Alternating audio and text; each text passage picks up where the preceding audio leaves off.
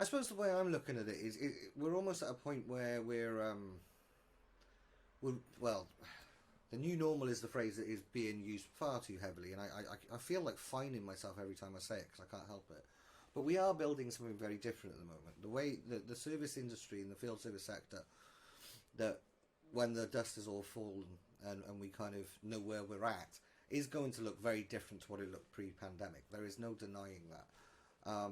And so I do see an opportunity to almost take a blank sheet to some of these kind of these areas like the KPIs and to say, well, if we've got to rethink what is key, what those indicators of success are, because that's how I always think of the KPIs. It's just what measures success in our business. So if we have to rethink what that success looks like in a world where we're embracing self-help or remote service delivery mechanisms, much more data-driven, connected field service, I see an opportunity to kind of go, right, let's define what that success is and then build the metrics that actually truly measure that. And I think there's a seed of something very, very simple. Again, one of the things I constantly have come across in the last, it's been over a decade now reporting on the field service sector. I was a QSM previously. I've always loved my technology as well within the workforce, so I've kind of had my brain in this area for a long time. And the more and more knowledge I get, the more and more I come to one point. I see the fundamentals of what good service are, and that's ingrained in me from that hospitality background. I still see those fundamentals of good business practice. They don't change beyond the technology changes, the mechanisms of delivery of that service doesn't change. Changes, sorry, but those fundamentals, putting the customer first, having the outside-in approach and the methodology. I mean, gosh, when did Drucker come up with that? It's nearly 50 years old, that 30. These fundamentals, I think, have stood the test of time. And I think as we approach this period of rethinking everything to a degree, we need to anchor ourselves around what those core fundamentals of what great service is. And it goes back to that point in the retail example. Like I said, they stripped it back to understand what their aim was, which was to serve. I've really kind of gone a long way round that thought, but it was formulated in my brain as I was saying it, which is never a healthy thing for me. But I think you understand the kind of the nuts and bolts of where I'm trying to go with that. Maybe you could, in your more eloquent way, kind of extrapolate and expand on that a little bit further. So you used two examples. One was remote service and one was self-help.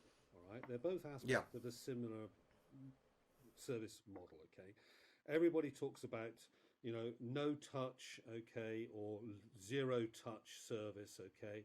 Then they talk about low touch, okay. Then they might talk about high touch service. All right, you know, always people have talked about service is a cost to the business. Very rarely do people think that service is actually of benefit. Um, so the second largest profit area within Apple, okay, after its product sales, right, is service, and it's growing dramatically. And part of that is because Apple have designed its products specifically so that it's almost impossible to service them. You and I both know that. If you got an iPhone, okay, you don't bother trying to fix it.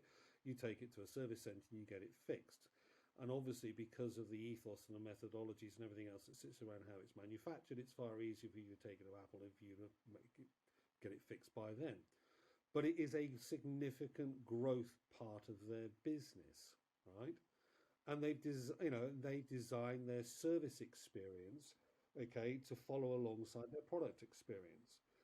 And a lot of the conversations that I have with clients around shift left, shift as low touch, self serve, etc. They all think around, I'm shifting left, okay, or shifting to remote service or self help as a cost saving. Okay, yeah, tick in the box. You're going to save money, aren't you? Yeah, absolutely. You're going to save it in call center agents. You're going to save it in field engineering workforce. You're going to save it in terms of logistics provision. Okay, you might save a bit in repair. Okay, you're going to save all of this money, okay, by shifting stuff to the left. But there's a hell of an effort involved in shifting stuff to the left.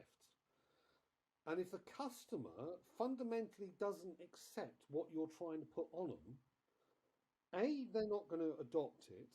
B, you're going to lose customers. And effectively, it's going to cost you more money. So even if you think about something as simple as self-help, and I've had some very interesting conversations even recently, what's the business case for self-help? What's the business rationale for we're trying to save costs? We're trying to squeeze this balloon over here. Well, if you squeeze a balloon, as you well know, squeeze a balloon like that, costs go up somewhere else. Squeeze it there, costs go up like that. The only way that you're ever going to take costs out of an organization is if you literally take the air out of the organization in both parts. So the only reason or the only way you're ever going to shift left is if you make the product more reliable, or if you take the originating problems that the customer is logging calls on away, i.e., that they are able to resolve the situation themselves without believing that there is a problem.